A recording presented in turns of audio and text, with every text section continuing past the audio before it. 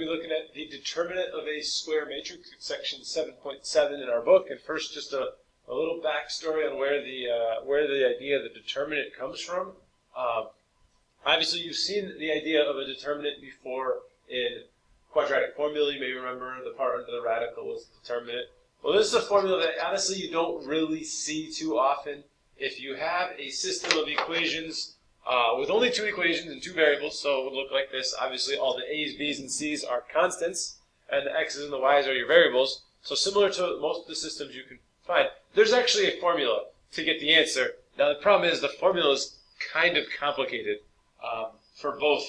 To get x and y, it's actually easier to just use linear combinations or substitution. Usually those methods are actually easier, but the idea is in this formula that, like I said, you don't really have to use or know. In that formula to solve a linear system, the bottom is exactly the same, and it's from that determinant. The determinant really comes from the bottom, which tells us, that's that same idea. It helps us determine the answers. So it's where it gets its name. It's the determinant. So the determinant of a 2 by 2 matrix, because essentially that's what this is. If you think of this as a 2 by 2 matrix, right, you would have A, B2. That's really what we would call AD in a normal matrix, minus B and C, this term and this term. So it's the same idea. If you think of that same matrix, usually when you write a 2 by 2 matrix, you call the four terms A, B, C, and D, because those numbers could be anything. Usually don't use the notation from above of the A1 and the A2. But the idea is the determinant of a 2 by 2 matrix, call it matrix A, all right, and label these 4 points, or four entries, A, B, C, and D. Well, all you're going to do, you multiply AD, and you multiply BC, and you subtract the two. AD minus BC, you get the determinant every single time. It's pretty straightforward for a 2 by 2 matrix, and a little bit of notation down here on the bottom. There are two ways. If you're asked to calculate the determinant of A, they can write it like this: DET, parentheses, uppercase A for matrix A. Another way to write it is using, they look like absolute value bars, but if you write absolute value bars around A, then it's the same thing. It means calculate the determinant. So finding the determinant of these matrices are pretty straightforward. So using the notation here, the determinant of A is just 2 times 2 minus negative 3 times 1, and that's just following the order of operations.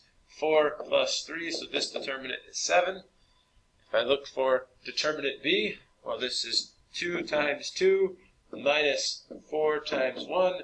This determinant is 0, because that's 4 minus 4. So when I get a determinant of 0, if I think back to earlier, this determinant also helped us calculate an inverse of a 2 by 2 matrix.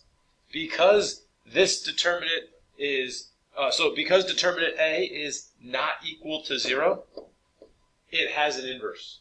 All right. When you have the determinant B, it was equal to 0. This one has no inverse, because if you tried using the formula, you'd get no solution. This one would have an inverse. And we'll scroll down here in a second. We'll take a look at option C. So what do we got? Let's see. Bring this problem down. Again, notice the notation change here. It's the same idea. It's going to be 0 times 4 minus 3 halves times 2. So that's 0 minus 3. Determinant negative 3. This one would have an inverse as well. It has an inverse. Obviously, you could use the formula from last section if you wanted to calculate it. All right, now here's the tricky part. All right, so we're going to take a second and look at minors and cofactors. And the reason we have to do that is because before we can calculate a determinant for a 3 by 3 matrix, we have to have this vocabulary, minors and cofactors. And right now we're going to start just with minors. You really only use this for 3 by 3 matrices or larger. And the idea is, in a 3 by 3 matrix, there are going to be 9 minors because there are 9 entries in the matrix. If the matrix was 4 by 4, then it would have 16 entries, and it would have 16 minors and 16 cofactors.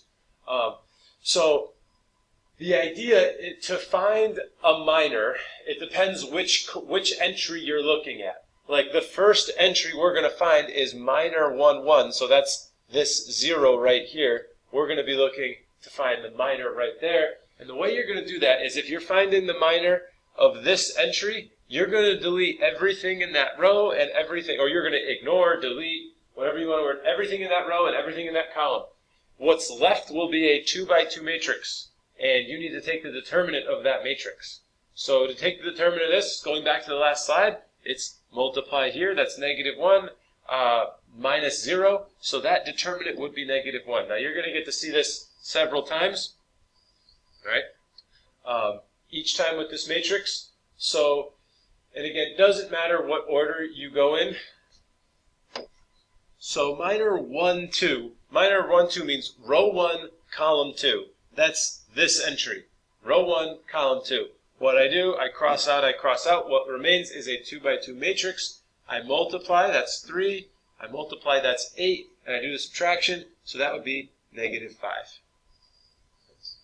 So you get to see this several times. All right, so minor 1, 3, that's row 1, column 3. Cross out everything in that row and that column.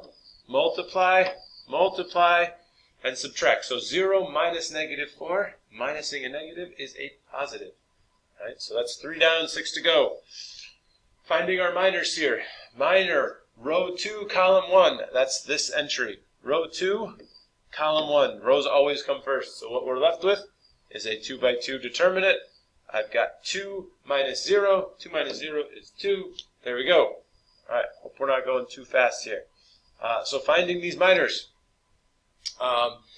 2, 2, that's finding the minor of this entry. We're going to cross out.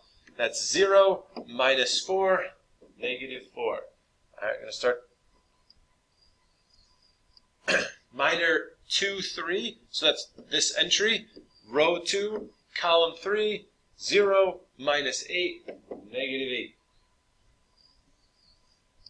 Minor 3, 1, so that's this entry. Row 3, column 1, 4 minus -1, that minor is 5. The minor of entry 3, 2, that is row 3, column 2, 0 minus 3, -3.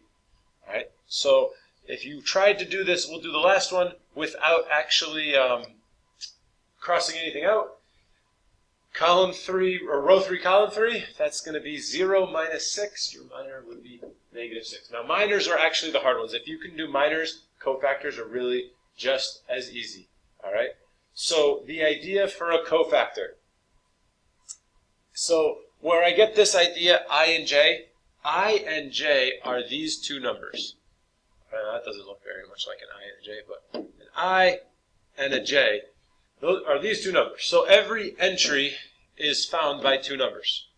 And the mathematical way to say it is a minor and a cofactor are very similar. The only way they could differ is they might have a different sign.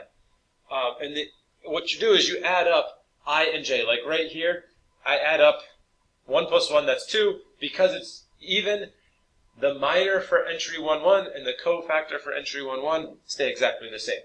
Now, if I keep going down here, minor 1, 2, row 1, column 2, I add that up, it's odd.